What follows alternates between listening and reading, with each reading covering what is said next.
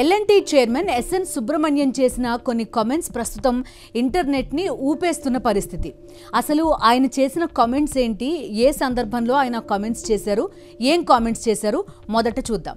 SN Subramanian వాళ్ళ కంపెనీకి సంబంధించి ఒక ఇంటర్నల్ మీటింగ్ జరుగుతుంటే ఒక ఎంప్లాయీ ఆయన్ని క్వశ్చన్ చేశారు. ఎందుకని మీరు సాటర్డే రోజు మ్యాండేటరీగా పనిచేయాలి అనే ఒక రూల్ తీసుకొచ్చారు అనేది అడిగారు ఎల్&టీ చైర్మన్ ఎస్ఎన్ సుబ్రమణ్యన్ని.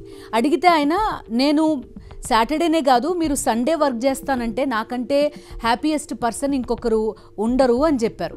అని చెప్పి ఆ తర్వాత ఏమంటారంటే, ఏం చేస్తారు మీరు సండే రోజు మాత్రం ఇంట్లో కూర్చుని, భార్యలైతే భర్తల మొహం, భర్తలైతే భార్యల ముఖం చూస్తూ కూర్చుంటారా, ఎంతసేపు అలా ఒకళ్ళ మొహాలు ఒకళ్ళు చూసుకుంటూ కూర్చుంటారో, అదేదో పని చేయొచ్చు కదా అని అన్నారు అన్నది వార్త.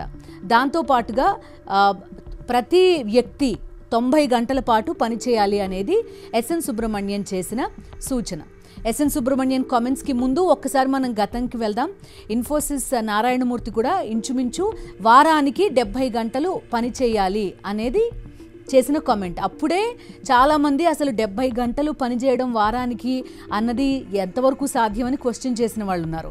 ఇప్పుడు ఎస్ఎన్ సుబ్రమణ్యన్ ఏమంటారంటే 90 గంటలు పనిచేయాలి వారానికి అని చెప్తున్నారు.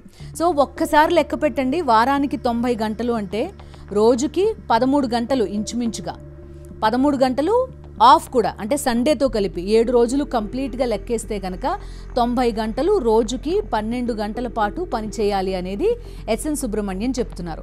వీళ్ళిద్దరూ మాత్రమే కాదు, ఇలాన్ మస్క్ లాంటి వాళ్ళు కూడా ఏకంగా ఆయన అయితే మరీ 70 నుంచి 100 గంటల వరకు పనిచేయాలి వారానికి అనేది వాళ్ళు చెప్తున్న మాట. షాదీ.comకి సంబంధించి అనుపమ్ అనే ఆయన కూడా ఇంచుమించు సిమిలర్ లైన్స్లో ఇలాంటి కామెంటే ఒకటి చేశారు. ఇలాన్ మస్క్ తీసుకోండి, ఎస్ఎన్ సుబ్రమణ్యన్ తీసుకోండి, ఇన్ఫోసిస్ నారాయణమూర్తి తీసుకోండి, వీళ్ళందరూ టాప్ కార్పొరేట్స్, చాలా ఉద్యోగాలు ప్రొవైడ్ చేస్తున్నారు. అదేవిధంగా బాగా ధనవంతులు, భారతదేశాన్ని ఎక్కడికో తీసుకెళ్లి నిలబెట్టారు.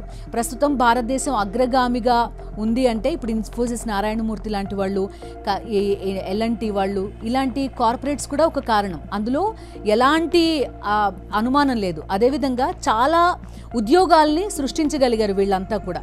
వాళ్ళకి ఒక రకమైన ప్యాషన్ వర్క్ పైన, ఎందుకంటే మేము ఇలా పనిచేయాలి, ఇలా పనిచేస్తే మనం ఎక్కడో ఉంటాము, మన దేశ అభివృద్ధికి కూడా ఉపయోగపడుతుంది అనేది వాళ్ళు తరచూ చెప్తూ ఉంటారు.